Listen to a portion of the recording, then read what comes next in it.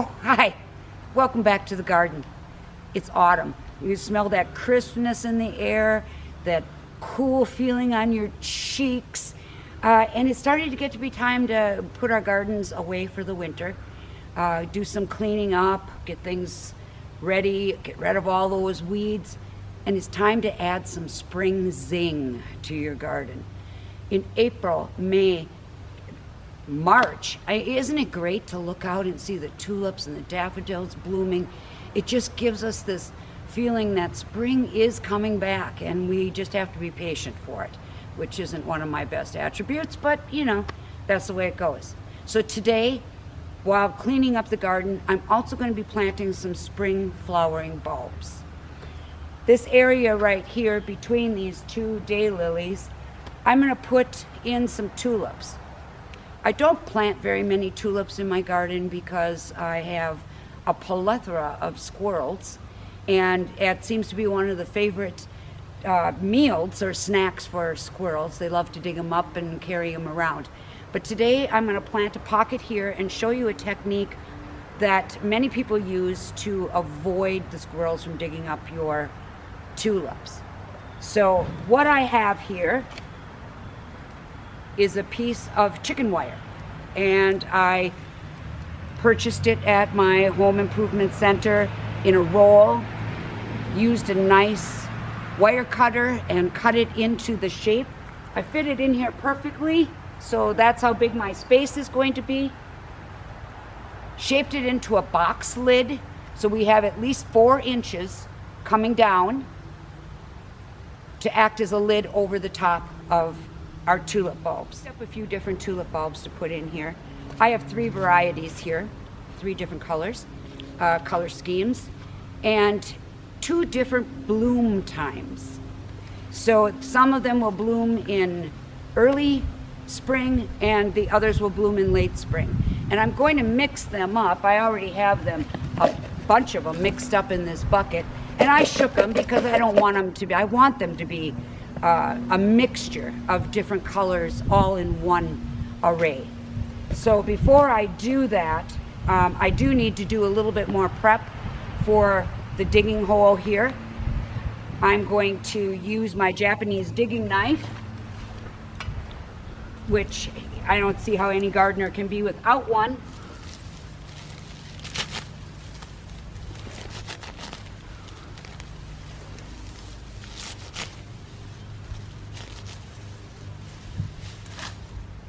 And just get this cleaned up. It's not in my way. I'm going to have a nice area here.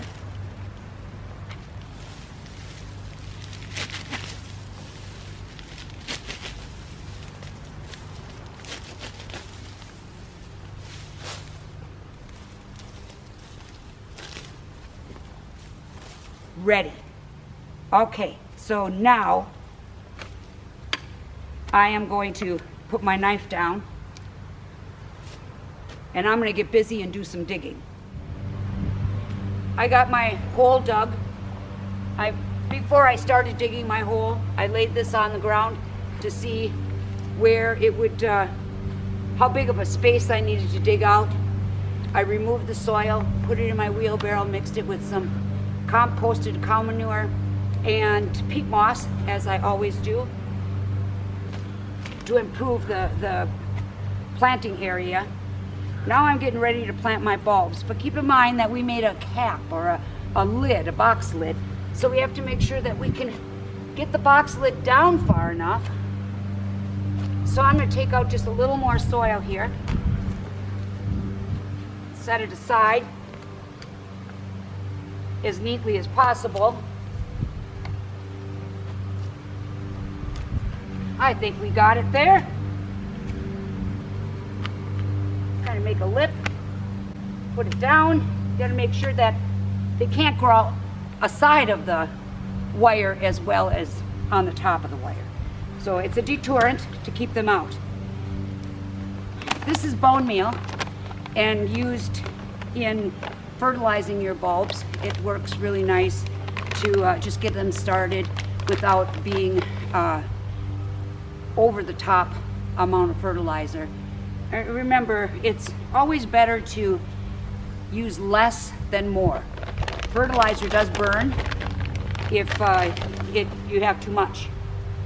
So I sprinkle it in the hole on top of the soil. Just kind of work it in with my fingers.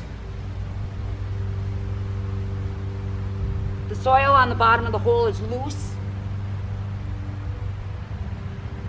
There's a big root snapped off nicely. I'm going to take my bulbs. You want to plant them. If this bulb, let's say, is 3/4 of an inch tall, let's just say an inch for argument's sake, go 4 times that when you bury it. So a minimum of 4 inches when you bury them. If you want them to bloom later, you can bury them deeper, and then it takes them longer to come up and bloom. And that's one other way you can change the time of the year or the time of the spring that your bulbs are blooming. So I'm a cluster planter. I like to have them just, as a matter of fact, I'm just going to dump them in here and just turn them right side up. Pointy side up, flat side down. These are tulips. I'm going to just firm them into the soil so they don't roll around. And here, I just want to point this out. I wasn't planning on this. Here's a rotten bulb. When I pushed it, it was mushy. Don't bother. It's a waste of your time. So nothing is going to become of it. It's just going to rot. You want your bulbs to be firm. I mean, don't smash them, but if you push them and they don't resist, that's a good quality bulb. Planted upright. There we go. Now I'm going to place my wire cage over the top of them and work it into the soil so it's down, protecting my bulbs.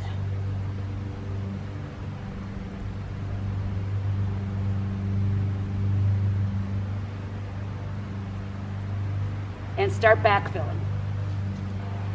The tulips will come up through the wire and bloom, while then we can just worry about the rabbits eating them off at that point. For now, this is one way of protecting your tulip bulbs from the critters.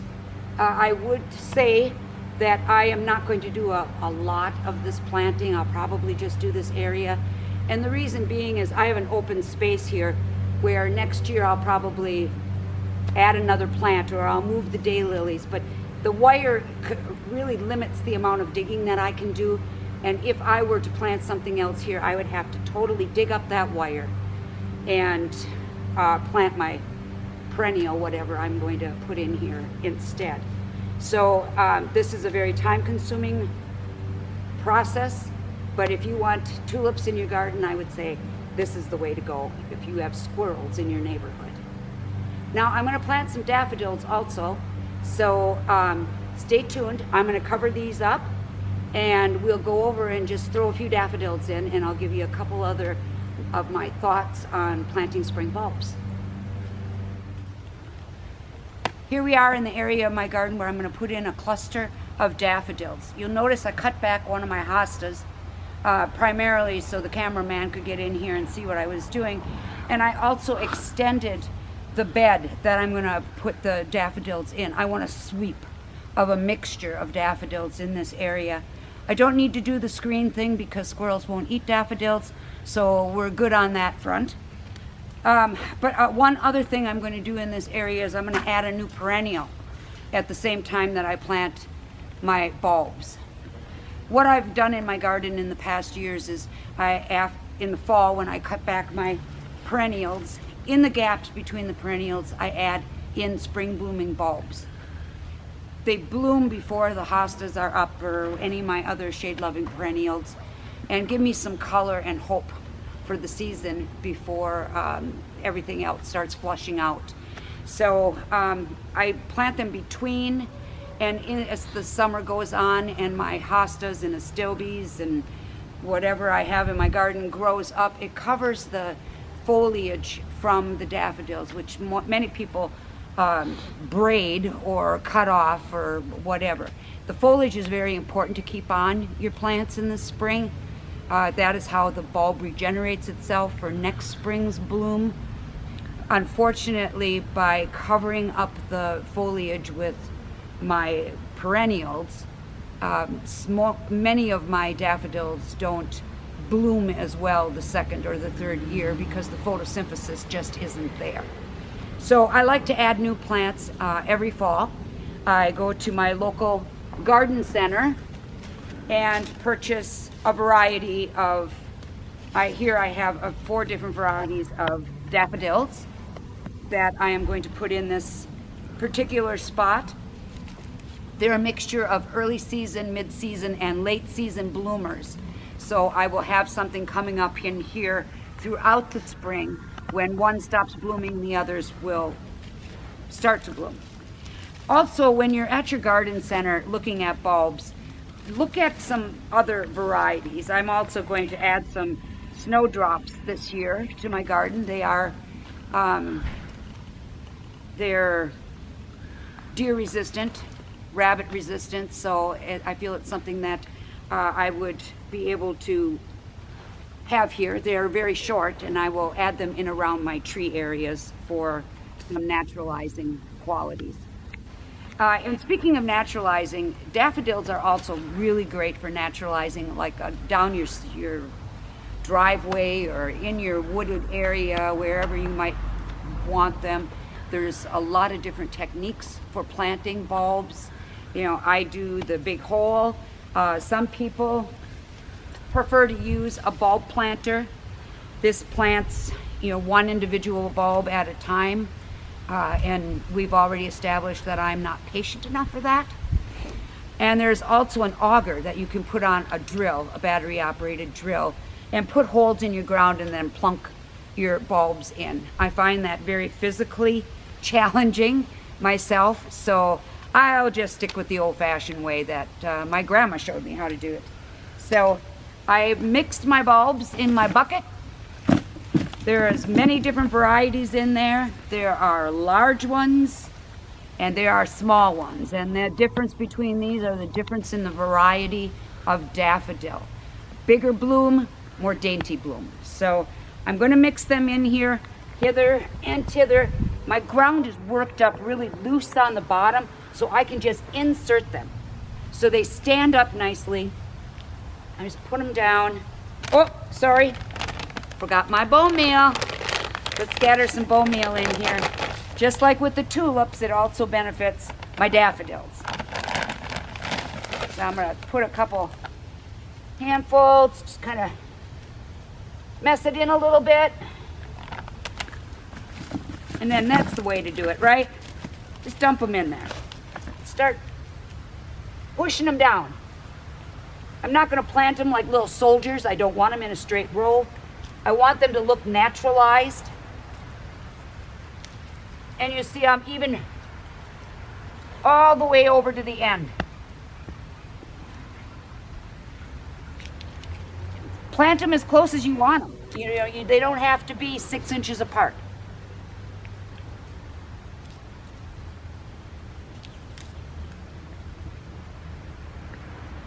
There, planted. Look at that. Well, I got one big fatty right there. Put that one in. That's going to be a beauty. Make sure they're in real well. Now I'm going to cover them up.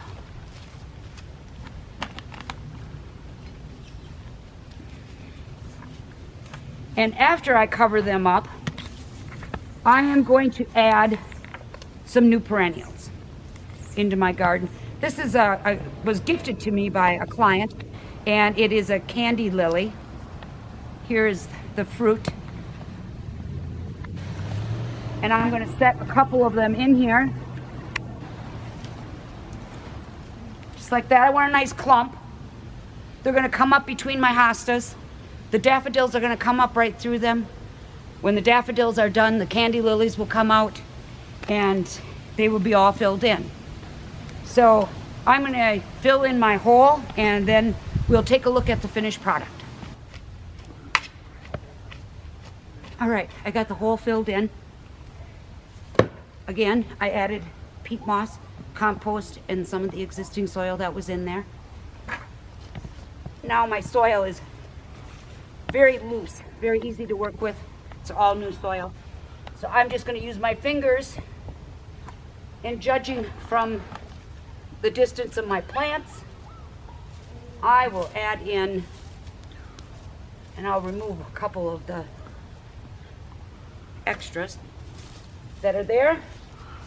So that's one firmed in.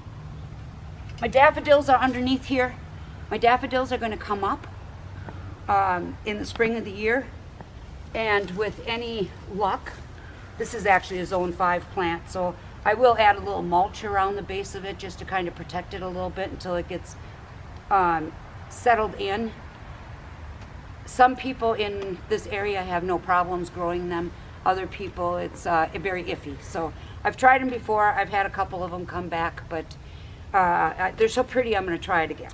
So I am going to water in my plants and then apply some mulch over the top of them for the winter.